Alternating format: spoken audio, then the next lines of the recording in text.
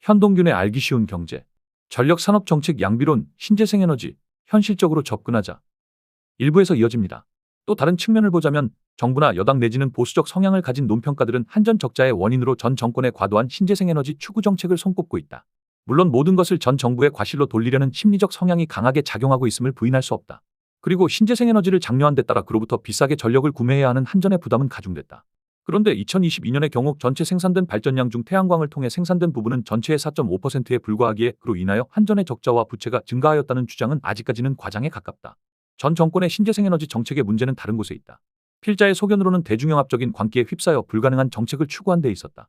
일단 신재생에너지 정책에 대한 토론회에 등장하는 토론자들이 문제다. 대부분 태양광 등의 신재생 사업에 있어 생사를 같이 하는 협회나 과도한 낭만에 사로잡힌 환경주의자들, 그리고 산업에 대한 지식이 일천한 경제학 교수들 일색이었다. 진정 전력 산업에 대해 충분히 이해를 하고 있는 업계의 전문가는 보이지 않는다. 분위기를 흐리기 때문일까?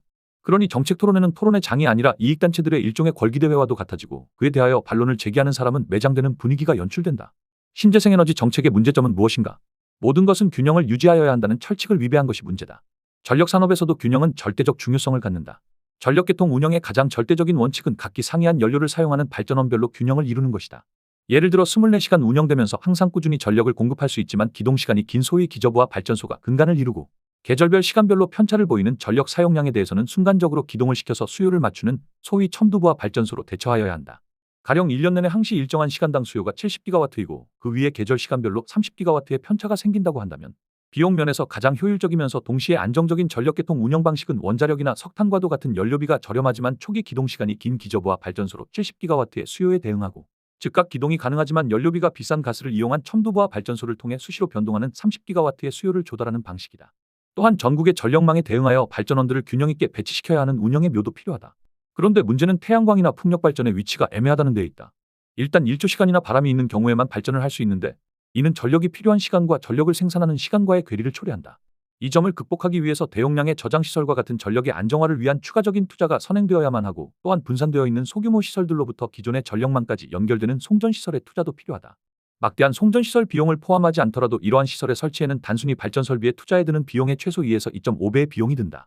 초기 비용을 회수하기 위해 당연히 발전 단가는 높아질 수밖에 없고, 그에 더해 민간이 투자하도록 유도하기 위해 매력적인 투자 수익을 보장해줘야 한다. 발전 자회사들로부터 제공받은 데이터를 근거로 이전에 필자가 만들어서 추정한 모델에 따르면 환경론자가 주장하는 2050년까지 탄소 중립 목표를 달성하기 위해 송전시설을 제외하고라도 향후 대략 2100조 원에 달하는 천문학적 비용이 지출될 수밖에 없다. 이 경우 송전시설 설치에 따른 비용은 제외하고도 발전 단가는 현재 불변 가격 기준으로 킬로와트 시당 대략 240원으로 현재 평균 발전 단가 99원의 2배를 초과한다. 현재 이야기하고 있는 태양광 발전 단가 99원은 민간 공급자의 입장에서 자신이 투자하는 태양광 발전시설 자체만 계산한 것이고, 그 이외에 추가되는 각종 전력 저장 안정화 송전망 설치 등의 투자 비용은 제외한 금액이다. 그런데 이 모든 부담은 결국 한전에게 돌아가기 마련이다. 물론 그 사이 획기적인 기술 발전이 일어나서 비용이 절약될 수도 있다. 하지만 전력 계획에 있어서의 철칙은 만일의 사태에 대비하여야 한다는 것이다. 특히 전력 산업에 있어서는 불확실한 미래의 기술 개발에 도박을 걸어서는 절대 안 된다. 예상이 실패하면 대란이 초래된다. 이는 불확실한 미래에 대비해 보험을 드는 것과도 같다. 그렇다고 보험료 지불이 낭비는 절대로 아니다. 더욱이 한국의 경우에는 이런 시설을 설치할 물리적 공간이 존재하지 않는다.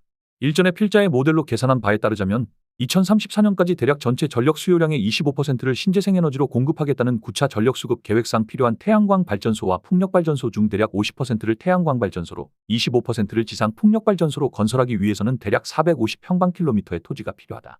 이는 서울시 면적의 2배에 해당하는 땅을 빽빽하게 태양광 패널과 지상 풍력발전소로 채워야 되는 수준이다. 동시에 나머지 25% 부분을 해상 풍력발전소로 건설하려면 서해안 북단에서 목포까지 이르는 거리를 풍력발전소로 빈틈없이 메워서 최소 서너 번을 왕복해야 한다. 결국 2050년까지 탄소 중립을 달성하기 위해서는 대략 4,400평방킬로미터의 토지가 필요한데, 이는 대한민국 전체의 준보존이며 면적 대비 약 35%에 해당한다. 근거로서 숫자를 제시하느라고 말이 길어졌는데 결론적으로 말하자면 물리적으로 불가능하다는 이야기이다. 그러니 태양광이나 풍력을 부르짖는 정치권의 일부 인사들은 무늬만 한국인인 일본 소프트뱅크 회장인 손정희가 제안한 몽고에서의 풍력 태양광 발전에 희망을 가지고 있는 듯 보인다. 그렇지만 몽고에서 한국까지 전력을 송전하는 데 따른 송전선 설치 비용과 송전 손실은 고려하지 않는 듯하다. 이 또한 필자가 이전에 동북아시아 그리드 모델을 만들면서 추정한 적이 있는데, 그들이 말하는 장밋빛 청사진과는 달리 경제성이 전혀 없다. 더욱이 중국을 거치는 송전 방식에 있어서 특히 전력이 부족한 중국에서 자신의 길을 터주고 자신의 망을 통해서 한국까지 전력이 송전되는 것을 용인할 가능성은 전무하고, 그다지 짧지 않는 서해안을 해저 케이블을 통해서 통과한다는 발상도 의문투성이이다. 또 다른 대안으로 험준한 산과 물로 가로막혀 있는 러시아를 통과한 후 기술적으로는 아직도 가능 여부가 불투명한 동해에 심해 해적 케이블을 설치해 한국까지 가져오는 안도 현실성이라고는 전혀 없는 가히 공상 과학 소설 수준의 이야기다. 더욱이 더 큰 문제는 향후 발전 설비 부족의 문제이다. 발전 시설을 건설하려면 상당한 준비 기간이 필요하다. 그렇기에 장기적인 계획하에서 실행을 해야 한다. 하지만 신재생에너지라는 또 다른 이데올로기에 경도되어 향후 발전 설비 증설 계획을 변경한 것이 더 큰 문제가 된다. 전 정권하에서 지체된 4에서 5년이라는 기간으로 인해 결국은 머지않은 미래에는 발전 설비 부족의 문제에 직면할 수밖에 없다. 아이러니한 점은 이 같은 문제 해결을 실행하는 방식에 있어서는 전 정권도 현 정권과 유사하게 앞서 말한 민영화의 철학을 따르고 있었다는 것이다. 그러한 면에서 두 정권의 입장은 다른 점이 없다. 일례로 어차피 한전이 전력을 구입한다면 왜 굳이 태양광 사업을 민간이 주도하게 했는가? 당연히 시설의 건설 운영 등에 있어서는 경험이 풍부하고 또한 규모의 경제를 적극 활용할 수 있는 한전이 수행하는 것이 옳다. 혹은 토지를 가진 사람들의 참여를 장려하기 위해 지주 참여제 방식으로 한전의 주도하에 실행할 수도 있었던 노릇이었다. 또한 그에 필요한 자금의 70에서 80% 정도는 특수법인을 만들어 진정한 프로젝트 금융하에 한전에 직접적 차입 없이 조달 가능하며 한전의 부담도 지분 투자에 국한된다. 그렇기에 태양광 사업 등 신재생 사업에 있어 정치적 이해관계가 개입된 것은 아닌가 하는 의혹이 제기되는 것은 충분히 이해가 된다. 결국 태양광 사업 등에 있어서 승자는 민간업자들 그리고 저가로 태양광 패널을 공급한 중국의 공급업자들이 되고 패자는 국민과 한전이었던 셈이다. 강조하지만 필자의 주장은 신재생에너지 사업의 중요성을 부정하거나 혹은 국제 간 온실가스 감축 의무를 경시하는 게 절대 아니다. 전력 산업에 대한 기본 지식의 기초에 전력망을 안정적으로 운영하기 위해 현실적으로 가능한 계획을 수립해야 하며 실행 방법에 있어서도 효율적인 방법을 선택해야 한다는 것이다. 또 신재생에너지의 도입에 따라 전력 생산 단가는 상승할 수밖에 없는데 그렇다면 누가 그 부담을 질 것인가의 문제도 신중히 논의해야 한다는 주장이다. 만약 그로 인한 전력요금의 대폭적 인상이 불가피하다면 국민들에게 솔직하게 공개하고 인상폭을 국민들이 기꺼이 수락할지가 큰 관건이 될 수밖에 없다. 이에 대해 단순한 낭만 내지 대중영합적인 사고에 경도되어 신재생 발전 설비 그 자체의 건설 비용만 공개하고 기타 추가되는 저장장치 안정화 장치 그리고 송전시설의 건설 등 더 큰 비용은 숨격 경제성이 있는 것처럼 주장하는 눈속임은 하지 말아야 한다. 문제는 이러한 모든 사회적 비용에 대한 정확한 정보 공개와 국민적 합의가 없다면 신재생 사업에 있어 모든 부담은 한전이 떠안게 된다는 점이다. 당장은 그 사업으로 인한 발전 단가의 인상이 그다지 큰 영향을 주지는 않더라도 향후 부담의 소지가 될 수밖에 없다. 물론 이런 계획이 실제 물리적으로 실현될 가능성은 크지 않아 보인다. 오히려 그러한 환상에 사로잡혀 균형적인 전력 공급을 위해 필요했던 최소한의 원자력 화력발전 설비 증설을 뒤로 미룸으로써 야기되는 향후 발전 설비 부족 현상이다. 현실을 도외시한 채 무조건 깨끗한 것은 좋다라는 낭만적 발상에 경도된 대중영합주의적인 환경론자들의 주장과 민간에 의한 신재생 사업 추진이 빚어낸 졸작의 피해를 보는 당사자는 결국 국민인데 한전은 자신의 귀책 사유가 아닌 이유에 의해 또 다른 비난의 도마대에 올려있는 셈이다. 필자는 현 정권이나 전 정권의 전력정책 모두 큰 문제점을 가지고 있다고 주장하려 한다.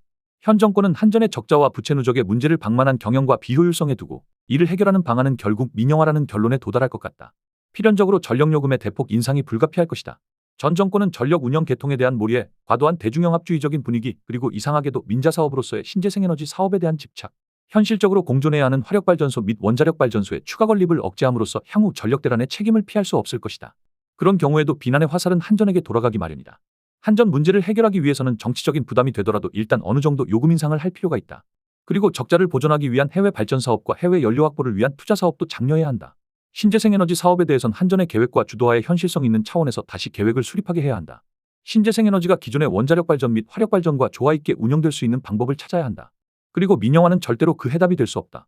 하지만 애석하게도 전 정권과 현 정권 모두 잘못된 경제 논리에 사로잡혀 있어 보인다. 현 정권은 과도한 시장주의 이데올로기에 경도되어 현실을 무시하고 있고 지난 정권은 과도한 환경 대중영합주의에 경도되어 모순적으로 신재생에너지 사업을 민간이 주도하는 모양새를 지지했다. 대한민국 전력산업의 미래가 결코 순탄치만은 아닐 것이다. 더 칼럼니스트